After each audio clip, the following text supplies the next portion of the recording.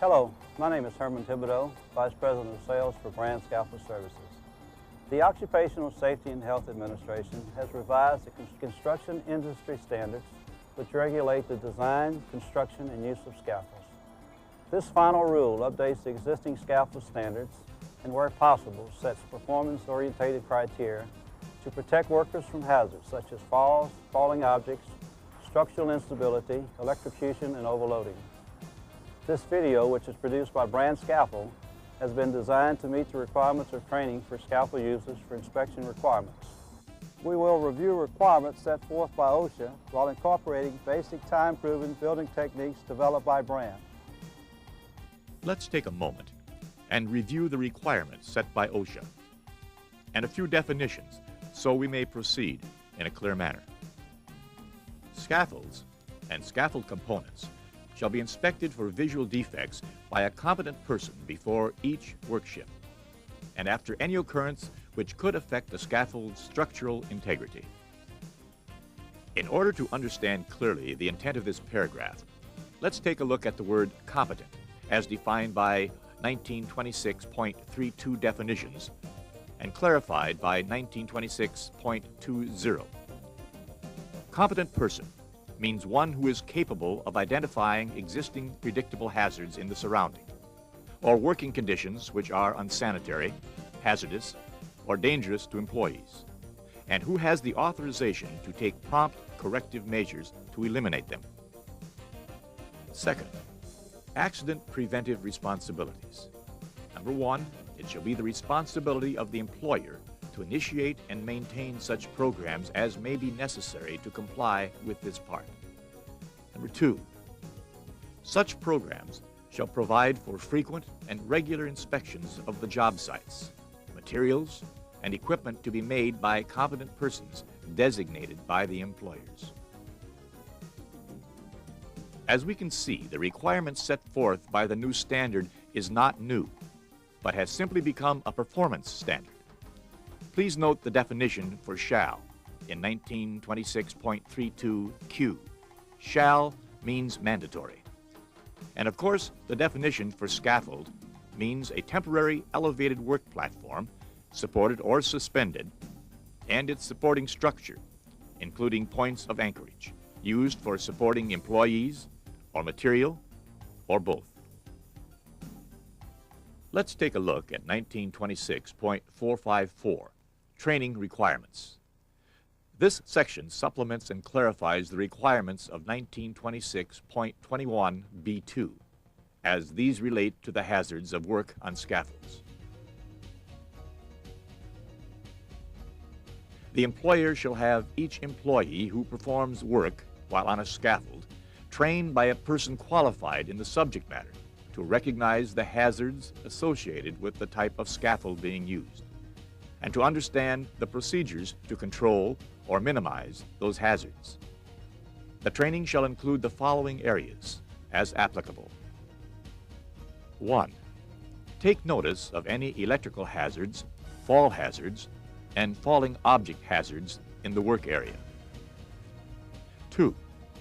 The correct procedures for dealing with electrical hazards and for erecting, maintaining, and disassembling the fall protection systems and falling object protection systems being used.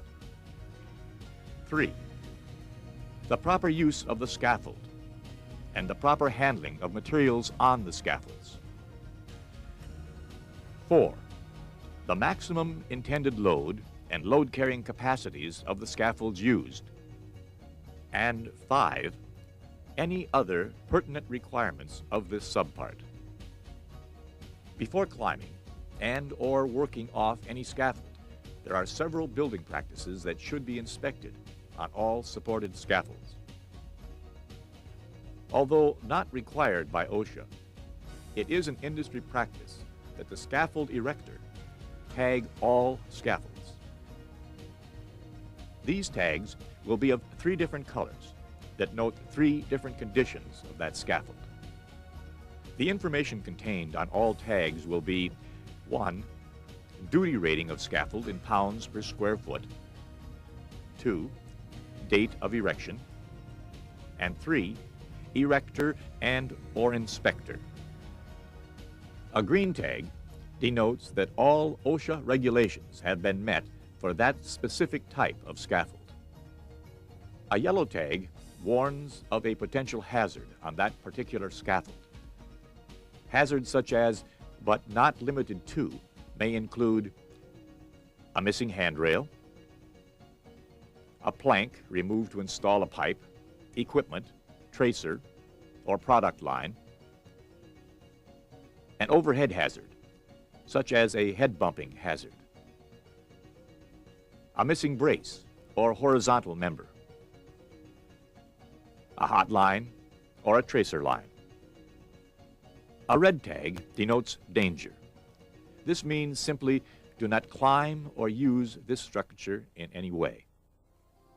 This tag is generally used when the scaffold is under erection. Even if a tag is present, scaffolds must have a visual inspection before workers climb on any scaffold. This is to ensure that the scaffold has not been modified by unauthorized persons or weakened in any way.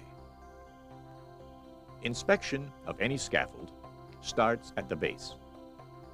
All scaffolds shall start with a standard 5-inch by 5-inch minimum base plate, and it is recommended that wood sills be used on all scaffolds below the base plate, and the base plate should be nailed to the sill. Bottom runners are to be installed as close to the base as possible, and this increases the stability of the scaffold as other necessary components are added. All scaffolds shall be erected square and plumb. All scaffolds shall be braced and rigid at all times. All scaffolds shall be equipped with toe boards, mid-rails, and handrails. Tube and coupler, modular system scaffolds, and other prefabricated scaffolds or handrail systems shall be no less than 36 inches or more than 45 inches, with the mid-rail from 18 inches to 22 inches, if manufactured before January 1st, 2000.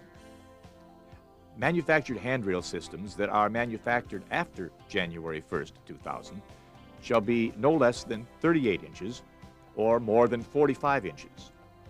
Note, California requirements are 42 inches minimum and 45 inches maximum on handrail systems. Cross-bracing on fabricated frame scaffolds may serve as a mid-rail when the crossing point of the brace is between 20 inches and 30 inches.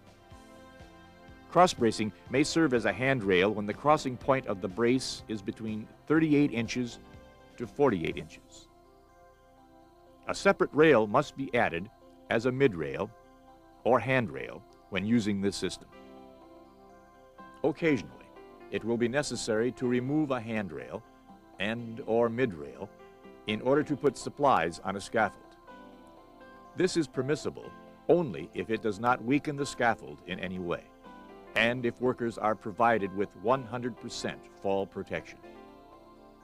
When scaffold platforms are more than 2 feet above or below the point of access, scaffold access shall be provided.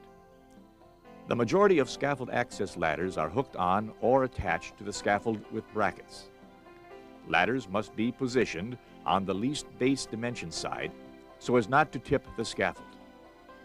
It is not acceptable to climb cross-bracing to access scaffolds.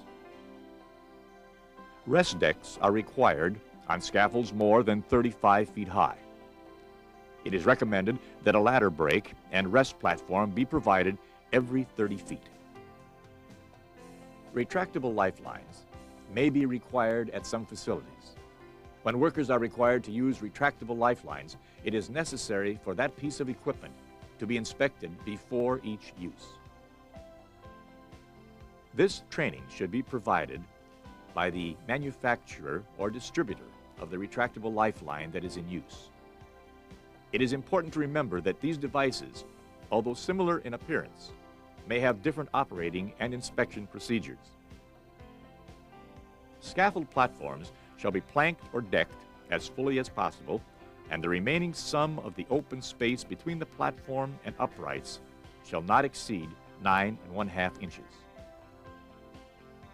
Scaffold platforms are designed primarily to support workers and their tools.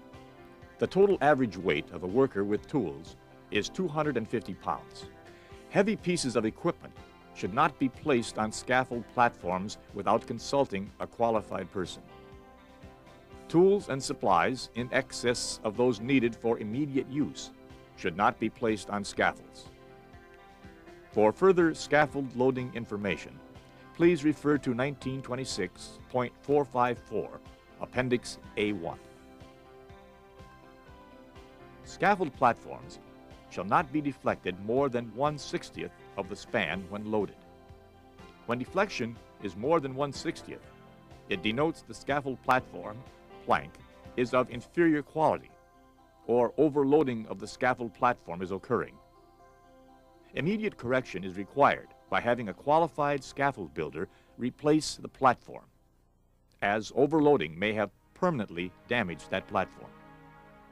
The front edge of all platforms shall not be more than 14 inches from the face of the work, unless guardrail systems are erected along the front edge or personal fall arrest systems are used to protect workers from falling. The maximum distance from the platform for plastering and lathing operations shall be 18 inches, unless guardrails or personal fall arrest systems are used to protect employees from falling.